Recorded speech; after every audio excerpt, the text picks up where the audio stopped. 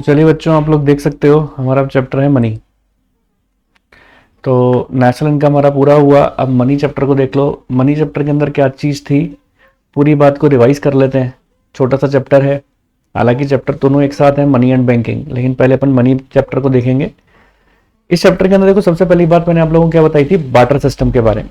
Barter system देखो क्या चीज होती थी कि जहां पर एक गुड्स के बदले में दूसरी गुड्स को एक्सचेंज किया जाता था। जैसे कि मान के चलो एक पर्सन है, उसके पास 1 किलो घी है, ठीक है, और दूसरे पर्सन के पास काऊ है जिससे वो घी प्रोड्यूस करता है, या एक पर्सन के पास मान के चलो वीट है, दूसरे पर्सन के पास घी है। तो वीट अगर एक पर्सन के पास है और अगर उसको घी की जरूरत है और दूसरे पर्सन के पास घी है और उसको वीट की जरूरत है, तो आपस में कमोडिटीज को एक्सचेंज कर लिया करते थे। वो कहते थे कि तुम मुझे वीट दे दो, मैं तुम्हें घी दे दूंगा, है ना। तो आपस में एक दूसरे से कमोडिटीज को एक्सचेंज कर लेते थे, है ना। लेकिन इसके अंदर पता है कुछ प्रॉब्लम्स आती थी बार्टर सिस्टम के अंदर। वो बहुत बड़ी प्रॉब्लम क्या आती थी, डबल कोइंसिडेंस ऑफ फंड्स।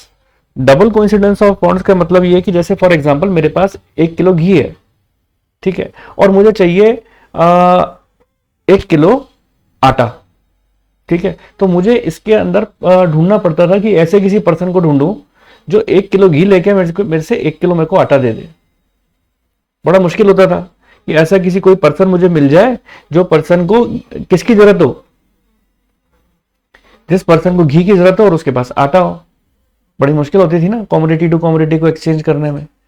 तो इसीलिए मनी का इन्वेंशन हुआ। अब देखो यहां पर मैंने बार्टर सिस्टम बताया, हालांकि बार्टर सिस्टम में बहुत सारी और भी लिमिटेशंस थी। अभी मैं आप लोगों को सारा डिस्कशन करूंगा वो क्या लिमिटेशंस थी। तो देखो इसमें क्या चीज लिखी हुई है बार्टर सिस्टम के अंदर, in the beginning of the civilization human needs were simple and limited, ठीक है। People use to exchange goods with each other to satisfy their wants. अगर मैं आज सिविलाइजेशन के बिगिनिंग की बात करूं कि बहुत समय पहले की जब सभ्यता की शुरुआत हुई थी, तो उस समय लोगों की जरूरतें इतनी ज्यादा नहीं थी। तो वो क्या काम करते थे, मनी का इन्वेंशन नहीं था, तो जब जरूरतें ज्यादा नहीं थी तो लिमिटेड चीजों की जरूरत होती थी, तो कॉमोडिटी टू कॉमोडिटी एक्सचेंज कर लिया करते थे वो लोग, है ना। Barter system refers to the exchange of goods for goods. An economy where there is a direct barter of goods and services are called barter economy, और C2C economy where C stands for commodity, ठीक है। यहाँ पे C का मतलब क्या है, commodity से मतलब है। अब आगे देखो क्या लिखा है, in the beginning of the civilization human needs were simple and limited people use, ये तो हो गया अपना। चलिए अब लिमिटेशंस के अंदर देखो अपन पढ़ते हैं कि हमारा कि क्या क्या लिमिटेशंस रही हैं इसके अंदर वाटर सिस्टम के अंदर। डबल कोइंसिडेंस ऑफ फंड्स तो मैंने बता दिया कि मुझे जिस मेरे पास कुछ है, जैसे मेरे पास घी है तो अगले के पास, अगले को घी की जरूरत हो, ठीक है, और मुझे जिस चीज की जरूरत है अगले के पास वो हो। जैसे मान के चलो मुझे अगर वीट की जरूरत है और मेरे पास घी है, तो अगले के पास वही चीज होनी चाहिए जो मेरे को जरूरत है और उसको उसी चीज की जरूरत होनी चाहिए जो मेरे पास है। तो ऐसा कोइंसिडेंस होना थोड़ा मुश्किल हो जाता था उस वक्त। फिर लिखा lack of common measure of value. अब एक एग्जांपल देता हूं आपको, जैसे कि मान के चलो मेरे पास गाय है, एक गाय, और मुझे 1 किलो वीट की जरूरत है। एक पर्सन ऐसा है जिसके पास वीट है और उसको गाय की जरूरत है। अब मैं इतनी बड़ी गाय अगर 1 किलो वीट के लिए दे दूं तो ठीक नहीं है ना। कॉमन मेजर ऑफ वैल्यू का इतनी बड़ी चीज देनी पड़ जाती थी मुझे, अगर मुझे बहुत जरूरत है तो मुझे अपनी इतनी बड़ी चीज देनी पड़ेगी एक छोटी सी चीज के लिए। तो कॉमन मेजर ऑफ वैल्यू मिलना बड़ा मुश्किल हो जाता था। कुछ चीजें ऐसी होती थी जो पेरिशेबल होता था। अब मान के चलो मुझे ऐसा पर्सन नहीं मिल रहा, मैंने घी स्टोर करके रख लिया अपने पास, ठीक है। अब साल भर तक ऐसा पर्सन नहीं मिला, 2 साल तक नहीं मिला, तो वो घी घी थोड़ा रहेगा, खराब हो जाएगा वो तो, समझ रहे हो। तो हम हमारे कॉमोडिटी की स्टैंडर्ड डेफर्ड पेमेंट करने के लिए वो कॉमोडिटी ठीक नहीं होता था। अगर आज आपके पास रुपए हैं तो वो रुपए जो है आप सालों साल तक रख सकते हो अपने पास, वो ऐसा थोड़ा है कि सड़ जाएंगे। लेकिन यहां पर आपको थोड़ी दिक्कतें होती थी, ठीक है। तो lack of standard and deferred payment possible नहीं था। याद रखना जो बार्टर सिस्टम की लिमिटेशंस हैं वो क्या बन जाएंगी, वो उसकी एडवांटेज बन जाएगा मनी का, समझ रहे हो। लैक ऑफ स्टोर वैल्यू, इसका मतलब भी यही है कि आप स्टोर नहीं कर सकते बार्टर सिस्टम के अंदर, क्योंकि पेरिशेबल आइटम्स होते हैं, बहुत सारे आइटम पेरिशेबल होते हैं, इनको अगर आप स्टोर करोगे तो वो खराब हो जाएंगे, है ना। तो स्टोरेज वैल्यू नहीं होती थी। तो उम्मीद है ये वाली बात भी आपको क्लियर हो गई होगी। अब बढ़ते हैं आगे की ओर। देखो अब यहाँ पर मैंने समझाया है इसको थोड़ा सा डिटेल में. Lack of double coincidence of bond, barter system can work only when both buyer and sellers are ready to exchange each other goods. ठीक है ना, बायर और सेलर दोनों ही रेडी होने चाहिए एक दूसरे के गुड्स को एक्सचेंज करने के लिए, तभी बार्टर सिस्टम सक्सेस है, नहीं तो नहीं है. Mister student I have economics books need of Apple. Mister student कहता है कि मेरे पास इकोनॉमिक्स की बुक है और मुझे एप्पल्स की जरूरत है. I have to search a person which is very difficult to search, who need economics books and have apple. जिसको इकोनॉमिक्स की बुक की जरूरत हो और जिसको के पास एप्पल हो, ऐसा पर्सन मुझे ढूंढना पड़ेगा, तो बड़ा मुश्किल हो जाता था ना वो. Lack of common measure of value. अब मेरे पास कह रहे हैं कि एक गोट है, अब गोट की शक्ल मैंने नीचे बनाई है, अब आप बोलोगे सर एक गोट पता नहीं क्या लग रहा है, ये तो गोट तो है नहीं, है चूहा लग रहा है. चूहा भी नहीं लग रहा है, तो पता नहीं क्या लग रहा है. ठीक है, तो अब एक पूरी गोट अगर 1 किलो एप्पल के लिए दे दूं तो क्या ये कॉमन मेजर ठीक है क्या? नहीं है ना. तो ये एक प्रॉब्लम होती थी in the barter system. All the commodities are not of equal value and there is no common measure unit of the value of goods and services in which exchange ratios are expressed. ठीक है, चलिए अब बढ़ते हैं आगे. Lack of standard और deferred payment. ठीक है ना, just a second, just a second. अब लिखा हुआ है यहाँ पर लैक ऑफ स्टैंडर्ड और डेफर्ड पेमेंट का मतलब क्या? Under the barter system contracts involving future payment और credit transaction can not take place with ease because of the following reason. The borrower not able to arrange the goods of exactly the same quality at the time of repayment. ये कह रहे हैं barter system के अंदर, जैसा कि मैंने आपको बताया, अगर आप डेफर्ड पेमेंट करोगे तो सेम क्वालिटी थोड़ा मिल जाएगी, क्योंकि वो चीज़ तो खराब हो सकती है ना बाद में. आज आपने मान लो किसी चीज़ की का अगर किसी के साथ कॉन्ट्रैक्ट किया और 6 महीने बाद अगर को पेमेंट करना है, तो 6 महीने बाद पेमेंट करने के लिए रुपए तो होते नहीं है, गुड्स टू गुड्स का एक्सचेंज होगा. आज मान लो मैं किसी के साथ कॉन्ट्रैक्ट कर दूं कि 6 महीने बाद मुझे ये चीज़ दे देना. अब 6 महीने बाद मान लो अगर मैं एप्पल लेने जा रहा हूँ या कुछ लेने जा रहा हूँ, तो आज की तारीख में जो एप्पल की जो क्वालिटी है वो 6 महीने बाद थोड़ा रहेगी, बेकार हो जाएंगे, वो एप्पल एप्पल ही नहीं रहेंगे, है ना. तो उसमें डेफर्ड आप पेमेंट नहीं कर सकते थे बार्टर एक्सचेंज के अंदर. There may be a conflict regarding which specific commodity is used for repayment. The commodity to be repaid may lose और gain its value at the time of repayment. Obvious सी बात है, समय के साथ commodities की कीमत भी बढ़ती घटती है. आज किसी चीज़ के ऊपर आप वैल्यू कर लोगे, डेफर्ड पेमेंट अगर आप उसी कमोडिटी की करोगे तो फिर वो चीज़ नहीं. आज मान के चलो मुझे किसी चीज़ की बहुत प्रबल ज़रूरत है, तो मैं उसके लिए आज कुछ भी देने के लिए रेडी हूँ, लेकिन 6 महीने बाद अगर मेरे को कोई बोलेगी तो मैं उसके लिए वो चीज़ देने के लिए रेडी नहीं रहूँगा ना. तो बस रीपेमेंट के टाइम पे कॉन्फ्लिक्ट अराइज हो जाते थे, इसलिए डेफर्ड पेमेंट नहीं कर सकते. So it is very difficult to make deferred payment in the form of goods. Store तो कर ही नहीं सकते, ये बात तो मैंने आपको पहले ही बता दी थी. क्यों? क्योंकि क्या कहते हैं, वीट राइस वेजिटेबल पेरिशेबल होते हैं. अगर आप इनको ज़्यादा टाइम तक स्टोर करके रखोगे तो ये खराब हो जाएंगे. तो ये भी एक बहुत बड़ा लिमिटेशन था. Under the barter system it is difficult for the people to store wealth for future because most of the goods like wheat, rice, vegetable do not possess durability and their quality deteriorate with the passage of time. Storage of goods require time and efforts. As a result, goods cannot be used to store earning for long period. With so many difficulties, barter exchange cannot continue for a long time. As a result, was replaced with monetary exchange. ठीक है, that is buying and selling of goods with money. इसीलिए तो यही तो कारण था कि money I. Money के पीछे आने का कारण ही यही था, क्योंकि उसको लंबे समय तक नहीं कर सकते हैं रिटेन. ठीक है जी, आगे देखो. अब आप money is what money does. Money का अब मनी का इंट्रोडक्शन आ रहा है ऊपर. अपन ने बार्टर सिस्टम का तो पढ़ लिया. मनी क्या है? Money is what money does. Money can be defined as anything that is generally accepted as a medium of exchange and act as a measure and store of value. ठीक है. Evolution of money. Money वो सब चीजें, मतलब money की definition बताया जिसमें store of value भी है. जो सारी लिमिटेशंस को, जो बार्टर सिस्टम की सारी लिमिटेशन को खत्म करती है वो मनी है.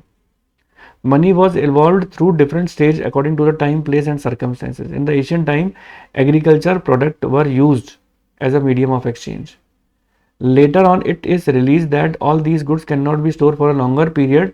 Therefore, people start using metallic coins such as iron, copper, etc. पहले क्या था कि लोग एग्रीकल्चर के प्रोडक्ट जैसे कि वीट हो गया, राइस हो गया, वीट और राइस को है ना as a medium of exchange use करते थे कि आप हमें इतने किलो गेहूं दे देना, मैं उसके बदले में इतना दे दूंगा, आपको ये चीज़ दे दूंगा. मान लो अगर आपको गोट चाहिए, मेरी तो गोट के बदले में 10 किलो गेहूँ डाल दो मुझे। या मान लो तुम्हें क्या कहते हैं ना, मेरा पर्टिकुलर कोई चीज़ चाहिए, को मेरा कोई फर्नीचर चाहिए, तो मुझे 50 किलो गेहूँ दे जाओ। तो ऐसे ऐसे उन्होंने मीडियम ऑफ एक्सचेंज में अपना एक मापदंड बना रखा था कि एग्रीकल्चर प्रोडक्ट को जैसे जैसे इवोल्यूशन मनी के होने से पहले जो एग्रीकल्चर का प्रोडक्ट होते थे ना, उसको वो मनी के रूप में यूज़ करते थे। लेकिन जैसे जैसे समय बीता, उन्होंने एग्रीकल्चर प्रोडक्ट को लगा कि हम लंबे समय तक तो उसको रख नहीं सकते अपने पास, तो नुकसान हो रहा था लोगों को। तो फिर उन्होंने क्या काम करना चालू किया, मेटेलिक कॉइन या कॉपर के जो कॉइन्स होते हैं उनको as a medium of exchange use करना चालू किया। ठीक है, these metallic coin were scarce and bulky, therefore silver and gold coins were accepted as the most suitable form of money. From 1930 onwards, most countries have shifted to paper money because production of the gold and silver cannot match with the requirement of industry.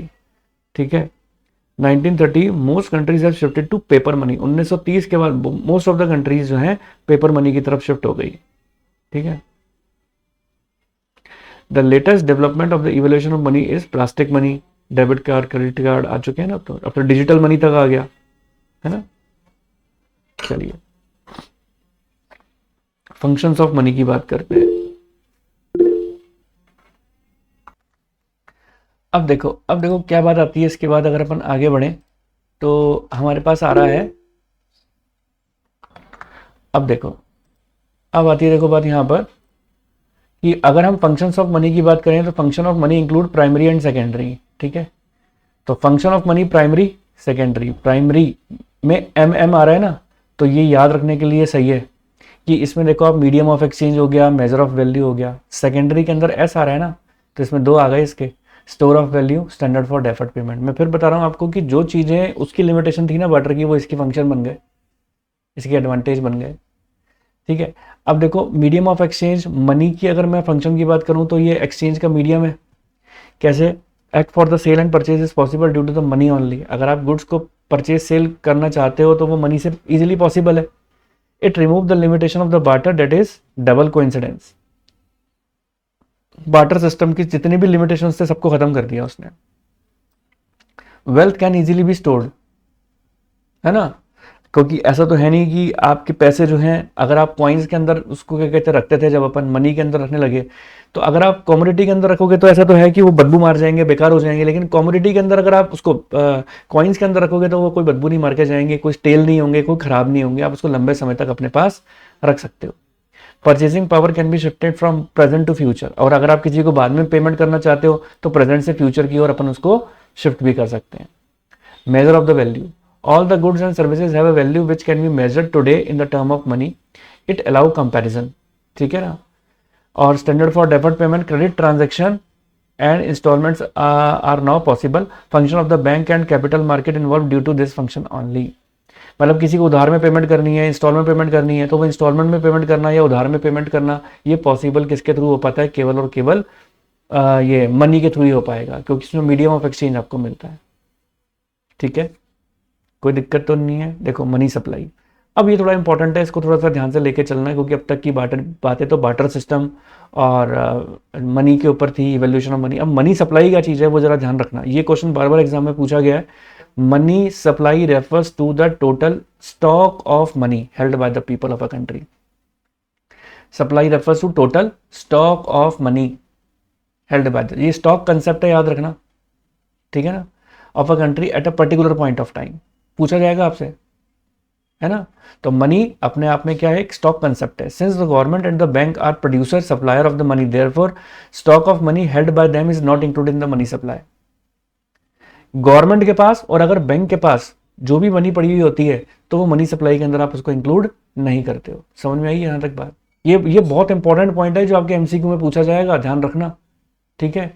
और मैं आपको ये suggest करूंगा, अगर जिस बच्चे के पास Vicky हो रही है तो वो वीकी हो रही से ना पढ़ के ना संदीप गर्ग से पढ़े।